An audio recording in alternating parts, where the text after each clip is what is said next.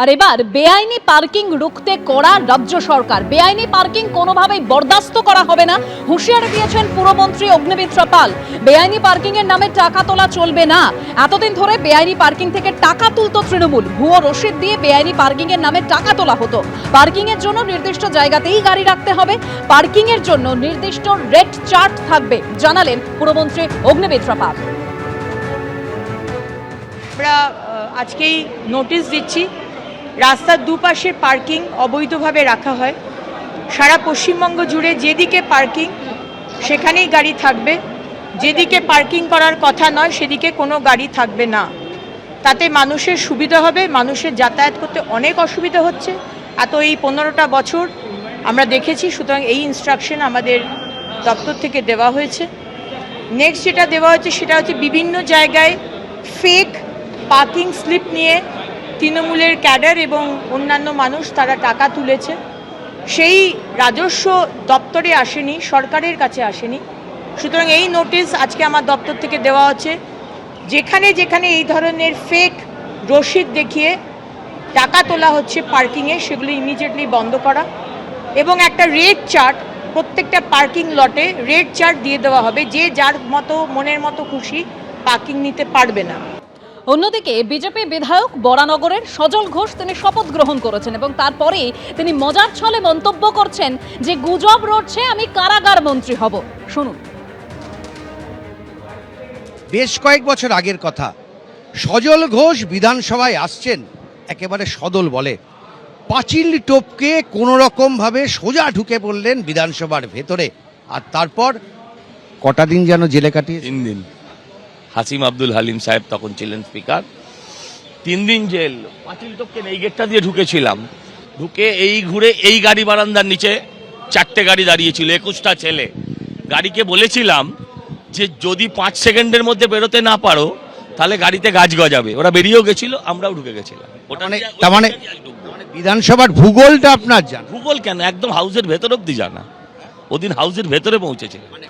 প্রথম বিধায়ক হয়েও অনেকে রাস্তা গুলিয়ে ফেলেন, অনেকে হাঁটতে গিয়ে হোঁচট খান। না না, হোঁচট খাওয়ার কোনো জায়গা। এরকম কটা জায়গায় আপনার চেনা? এবং আমার শেষ প্রশ্ন, সম্ভবত আপনি সবচেয়ে বেশি দিন জেল খেটেছেন ছাত্র জীবন থেকে আজ পর্যন্ত, মানে জেলটাও আপনার চেনা?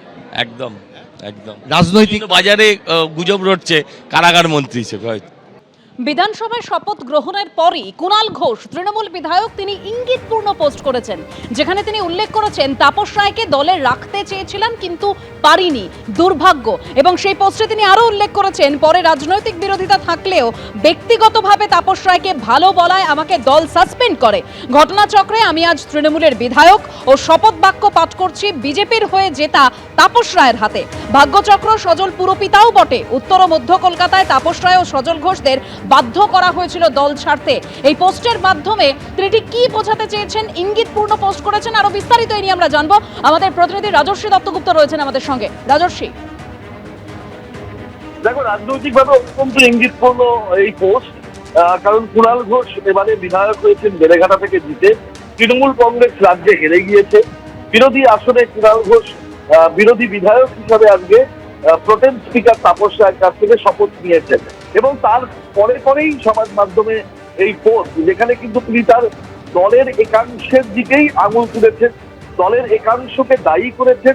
তাপস রায় এবং সজল ঘোষ যারা আজকে বিজেপির বিধায়কে জিতে এসে বিধানসভায় আসেন, তারা দুজনেই তৃণমূল কংগ্রেস ছেড়ে চলে গিয়েছিলেন এবং দলের একাংশ তাদেরকে ছেড়ে যেতে বাধ্য করেছিল। এটা স্পষ্টভাবে এই পোস্টে তিনি লিখেছেন। এবং উত্তর ও মধ্য কলকাতায় এটাও তিনি অত্যন্ত ইঙ্গিতপূর্ণভাবে উল্লেখ করেছেন তার পোস্টে, যে একটা দলের মধ্যেই বিরোধ ছিল এবং দলের একাংশ এই দুজনকে বাধ্য করেছিল দল ছেড়ে চলে যেতে। সেখানে কুণাল ঘোষ চেষ্টা করেছিলেন এদেরকে দলে রাখতে, কিন্তু ব্যর্থ হয়েছিলেন এবং এদের সম্পর্কে ভালো মন্তব্য করার জন্য কুণাল ঘোষকে দল সাসপেন্ড করেছিল, এটাও উল্লেখ করেছিল। অর্থাৎ দলের বিরুদ্ধে তিনি অভিযোগ করেছেন। শুধু তাই নয়, এখানেই থেমে থাকেন। আজকে তৃণমূলের তরফে যে এখনো স্বজন পোষণ চলছে, এই হারের পরেও যে একটা স্বজন পোষণ চলছে সেটার উল্লেখ করেছেন এবং সেটা খুব আপত্তির এবং উদ্বেগে, এ কথা তিনি পোস্টে পরিষ্কারভাবে লিখেছেন। শুধু তাই নয়, লিখেছেন এভাবে চললে কর্মীরা তাদের ধৈর্য হারাচ্ছেন এবং তৃণমূলকে চাঙ্গা করার লড়াইতে আত্মবিশ্লেষণটাও জরুরি। এইভাবে কিন্তু তিনি দলকে বলতে পারো তিনি দলকে নির্দেশ করেই, দলকে নিশানা করেই এই পোস্ট করেছেন। এটা বিজেপির বিরুদ্ধে করা পোস্ট নয়, এটা একেবারে তার নিজের দল তৃণমূল কংগ্রেসকে নিশানা করে করা এই পোস্ট রাজনৈতিকভাবে ইঙ্গিতপূর্ণ এবং দলের মধ্যে একাংশ যে দলের ক্ষতি করেছে এটা কুণাল ঘোষ দাবি করছেন এবং সেই উত্তর মধ্য কলকাতার নেতৃত্ব আজও স্বজন পোষণের মাধ্যমে এই হারের পরেও তারা একটা ভালো জায়গায় আছেন সেটাও তিনি ইঙ্গিত করছেন এবং এইরকম ঘটনাক্রম চলতে থাকলে দলে কিন্তু আরো কর্মীরা ধৈর্য হারাচ্ছেন এবং আত্মবিশ্লেষণ করাটা এই মুহূর্তে দলের জরুরি সেটা তিনি বলছেন। অর্থাৎ সামগ্রিকভাবে অত্যন্ত ইঙ্গিতপূর্ণ এবং তাৎপর্যপূর্ণ রাজনৈতিক দিক থেকে সেরকম একটি পোস্ট আজকে বিধানসভায় শপথ গ্রহণের পরেই তৃণমূল কংগ্রেসের বিধায়ক কুণাল ঘোষ করলেন। ধন্যবাদ রাজর্ষি। অন্যদিকে বিজেপি বিধায়ক বরানগরের সজল ঘোষ তিনি শপথ গ্রহণ করেছেন এবং তারপরেই তিনি মজার ছলে মন্তব্য করছেন যে গুজব রটছে আমি কারাগার মন্ত্রী হব। শুনুন। বেশ কয়েক বছর আগের কথা, সজল ঘোষ বিধানসভায় আসছেন একেবারে সদল বলে, পাঁচিল টপকে কোনো রকমভাবে সোজা ঢুকে পড়লেন বিধানসভার ভেতরে, আর তারপর কটা দিন যেন জেলে কাটিয়ে 3 দিন। হাসিম আব্দুল হালিম সাহেব তখন ছিলেন স্পিকার। 3 দিন জেল। পাঁচিল টপকে এই গেটটা দিয়ে ঢুকেছিলাম, ঢুকে এই ঘুরে এই গাড়ি বারান্দার নিচে 4টে গাড়ি দাঁড়িয়েছিল, 21টা ছেলে। গাড়িকে বলেছিলাম যে যদি 5 সেকেন্ডের মধ্যে বেরোতে না পারো তাহলে গাড়িতে গাছ গজাবে। ওরা বেরিয়েও গেছিল, আমরাও ঢুকে গেছিলাম। তার মানে বিধানসভার ভূগোলটা আপনার জানা? ভূগোল কেন, একদম হাউসের ভেতর অব্দি জানা। ওদিন হাউসের ভেতরে পৌঁছেছিল। প্রথম বিধায়ক হয়েও অনেকে রাস্তা গুলিয়ে ফেলেন, অনেকে হাঁটতে গিয়ে হোঁচট খান। না না, হোঁচট খাওয়ার কোনো জায়গা। এরকম কটা জায়গায় আপনার চেনা?